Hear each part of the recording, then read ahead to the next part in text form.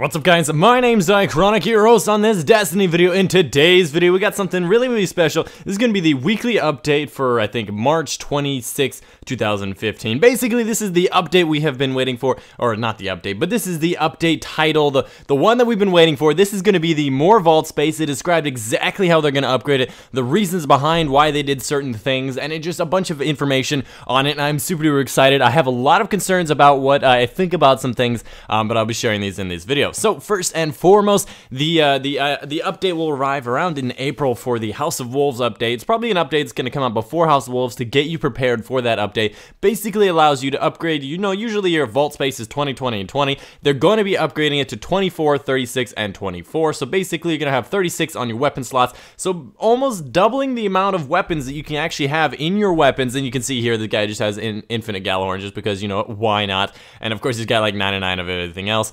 There's a lot of really cool ideas. I do think that the weapons are the biggest one. I'm having a big problem with weapons. I want to keep lots of legendaries transfer between characters. This one has been the one that has filled up the most. They did notice that the armors are not usually that filled up. I agree, unless you're collecting like hundreds of blue engrams, and you definitely need some storage space for that. I honestly think they should have upgraded everything to 40, but they did tell us why they did not upgrade it farther than that in the actual article, which parts of it I think are kind of bollocks, but I'm going to be explaining what they said. So first and foremost, they were keeping in mind that there's a certain amount of memory space that there's allowed for the previous generation consoles. For the Xbox 360 and the PS3, they have a lot of limitations. I cannot believe that the Xbox 360 runs on 512 megabytes of RAM with like a dual processor or something. It's an absolute trooper for like lasting as long as it did, and of course the PS3's got its own hardware, maybe a little bit better, but basically the same idea. And they wanted to try to make it so that they didn't have to run into a memory problem where there was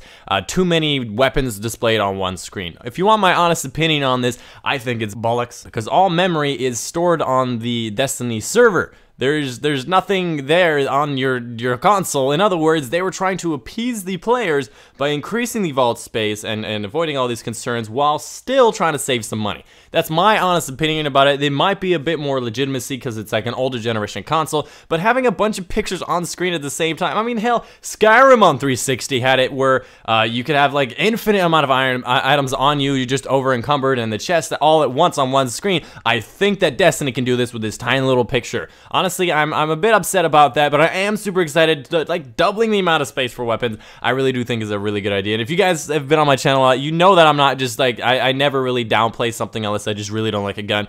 But I really don't think this idea is very valid. I really think they were just trying to save money, make it so they didn't have to run extra memory space on the servers, because you know that if you got 40 slots, people are going to start using like 38, 39, 40 of those slots, and they're going to use it. To be honest, I think that the general box, or the general the one on the right where you can put all your items material, I think that one should have been upgraded to have actually a lot more than 24, because actually that one is the one that fills up for me the most. I want to put a bunch of shaders in there, a bunch of like emblem stuff, sparrows, materials, and the material stacks only limit to 200. I honestly think, but by this image, by the way, the fact that it says 999 all the way across, maybe they're increasing the maximum amount that you can also be stacked. They did not actually mention this, but I think it's a plausible possibility that the fact that this could be true.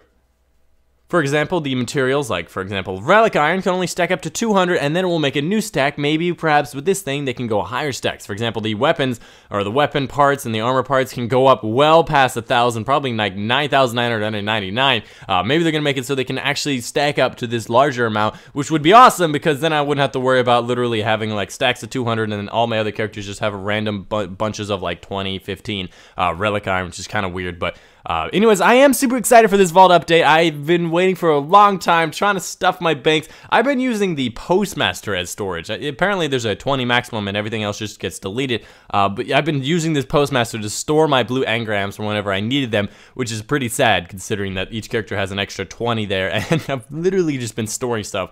And I'm super excited for this update. But before I end the video, I wanted to mention one thing that I thought would be really exciting to share with you guys. Now, a lot of people have been telling me, yo, I don't have the DLC. I can't get this House of Wolves DLC or even the Dark Below DLC. A lot of you guys have been like, I can't just throw down like this $20 on this DLC. Why do everything have to be DLC?